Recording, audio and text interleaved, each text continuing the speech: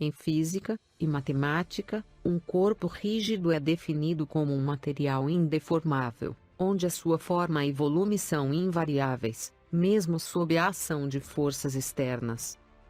Apesar de essa idealização ser muito útil nos cálculos e na modelagem de sólidos, a denominação corpo rígido é uma abstração matemática, já que no mundo real não existem corpos perfeitamente rígidos. Todos eles, em maior ou menor grau, são suscetíveis a deformações quando submetidos à ação de forças, gerando dilatações, compressões, torções e outras alterações em sua estrutura que não podem ser desprezadas em muitas situações de estudo ou aplicações. O estudo da deformação dos sólidos é de enorme importância nos mais variados segmentos da indústria. Porém, uma análise mais aprofundada desse assunto foge ao escopo desta videoaula, já que envolve ferramentas matemáticas avançadas, como o cálculo diferencial e integral. Vamos aqui nos limitar a breves considerações sobre esta área fascinante de estudo. Vamos lá? Nas indústrias de plásticos e metalurgia, é fundamental conhecermos os limites de resistência de cada material. Por exemplo, na engenharia civil e naval, o conhecimento desses limites de resistência é muito importante, e não podem ser desprezados nos cálculos estruturais, tais como nas vigas e pilares dos prédios, que devem suportar enormes esforços de sustentação. Na tração suportada por cabos de guindastes e elevadores. Na compressão a que os submarinos são submetidos pela pressão d'água.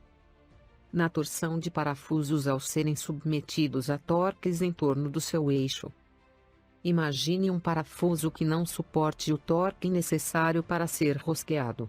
Ou um carrinho de brinquedo que não resista à carga de força de uma criança. Bem. Mas qual é a origem da resistência dos materiais?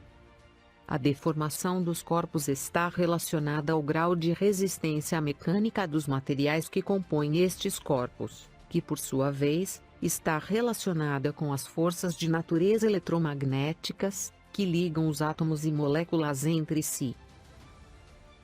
Mas o que significa a deformação de um corpo?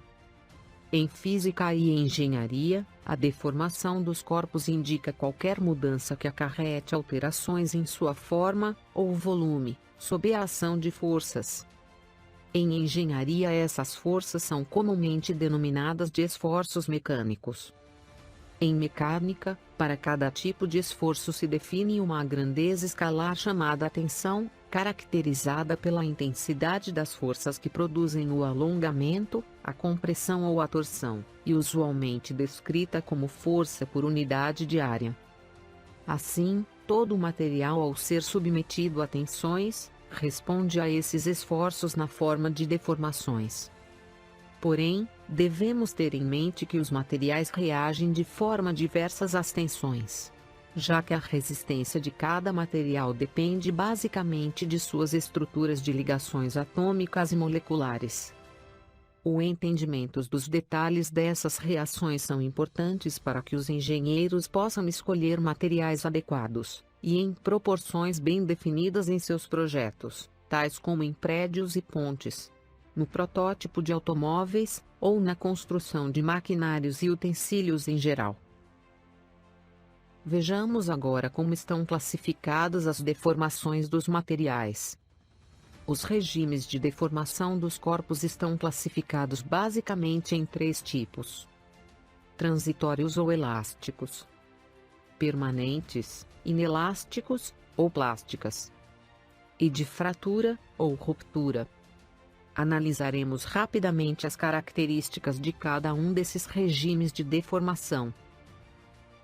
Deformação elástica. Na deformação elástica, como o nome já sugere, o corpo após ser submetido a um esforço mecânico, e sofrer uma deformação, retorna ao seu estado original, após cessado o efeito da tensão aplicada.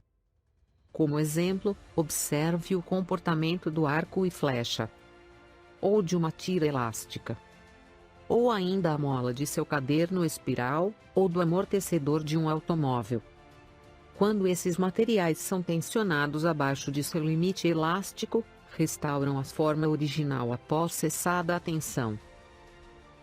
Deformação plástica. As deformações ditas inelásticas, permanentes, ou plásticas, ocorrem quando um grande esforço é aplicado sobre o material. O esforço é tão grande que, quando removido, o material não retorna às suas dimensões ou formas originais, criando uma deformação permanente, porém o material não sofre ruptura ou quebra. Exemplos deste caso são as latas de refrigerantes e garrafas PET amassadas, ou a colisão de um automóvel, que após serem fortemente submetidos a esforços, não retornam naturalmente à sua forma original. Deformação por ruptura. Na deformação por ruptura, o corpo rompe-se em duas ou mais partes, sob a ação de um esforço superior àquele que apenas o deformaria de forma inelástica. Como exemplo, podemos citar nesse caso, um cabo de vassoura, ou um osso do corpo sendo quebrado acidentalmente. Podemos ainda citar a ruptura de um cabo de guindaste, ou de elevador, por excesso de carga. Na maioria das vezes, o limite entre a deformação permanente e a ruptura dos corpos é tão tênue que dificilmente percebemos. Veja o caso de um lápis. Se dentro de certo limite, você aplicar uma força perpendicular ao comprimento do lápis, e aumentar gradativamente a tensão, observará que após cessar o esforço, o lápis continuará intacto, como se nada tivesse acontecido. Na verdade aconteceu. Você deformou o lápis dentro de um limite elástico, permitindo que o mesmo retornasse à sua forma inicial, cessado o esforço sobre ele. Se você tivesse aumentado um pouco mais a tensão, além do limite elástico do lápis, ele não retornaria à condição inicial, e invariavelmente quebraria, sem que você percebesse o regime de deformação permanente. Muitas vezes são criadas ligas metálicas com o objetivo de aumentar o grau de dureza ou resistência, como é o caso do aço. Por este motivo, é que se recomenda em muitas situações, a utilização de parafusos e correntes de aço, pois, além de não enferrujarem com facilidade, são mais resistentes a torques, isto é, a giros. Bem, concluímos dessa classificação, que mesmo para um corpo elástico, existe um limite de resistência, denominado de limite de elasticidade, onde eles são capazes de restaurar em suas configurações iniciais, quando cessadas as tensões aplicadas. Se o esforço sobre ele exceder esse limite, o corpo passa para o regime de deformação permanente, impedindo que ele retorne à sua forma original. Se continuarmos a tensionar o material, além do regime plástico, ele sofrerá fratura ou ruptura. A animação em tela mostra o ensaio de tração de uma tira metálica. Nestes ensaios de tração, uma amostra do material é fixado em uma máquina universal de ensaios, que aplica esforços crescentes na direção axial da amostra, até que ocorra a ruptura do material, com o objetivo de determinar as características mecânicas, tais como tensão linear e de escoamento, limite de resistência à tração, dentre outras informações.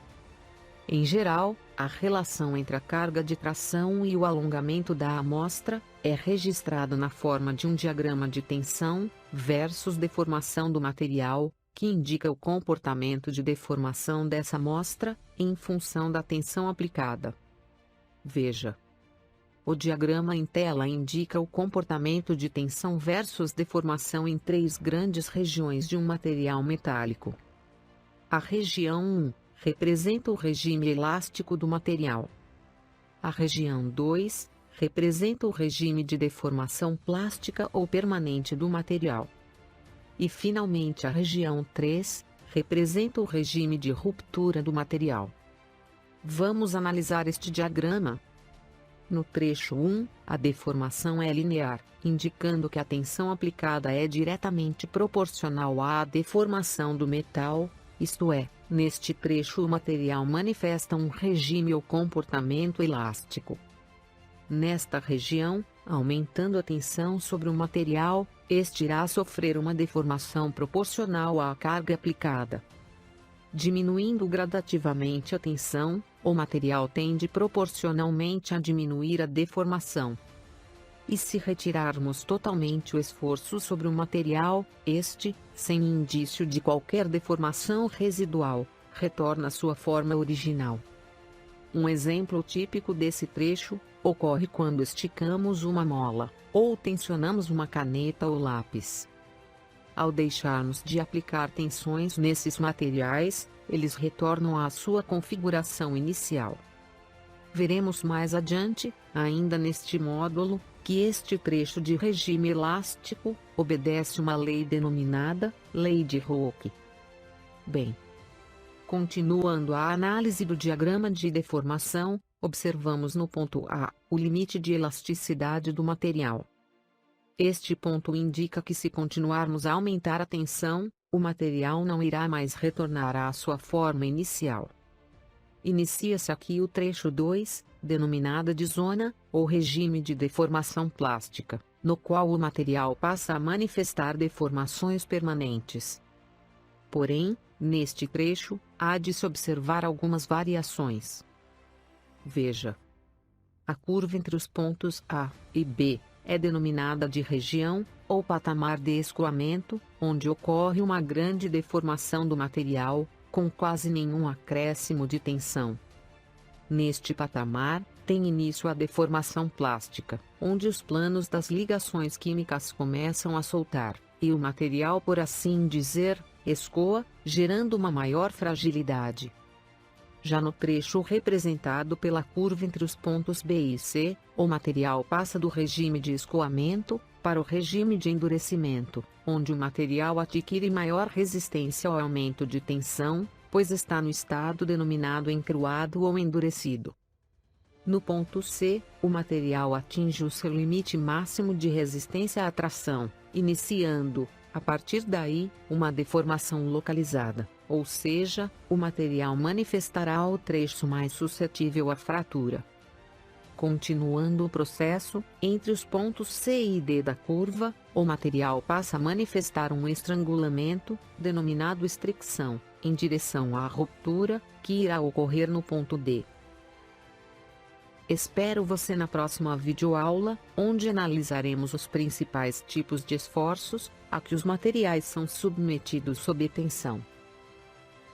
Para acessar todas as videoaulas do módulo, clique no link da playlist, no canto superior direito de sua tela, ou logo abaixo na descrição.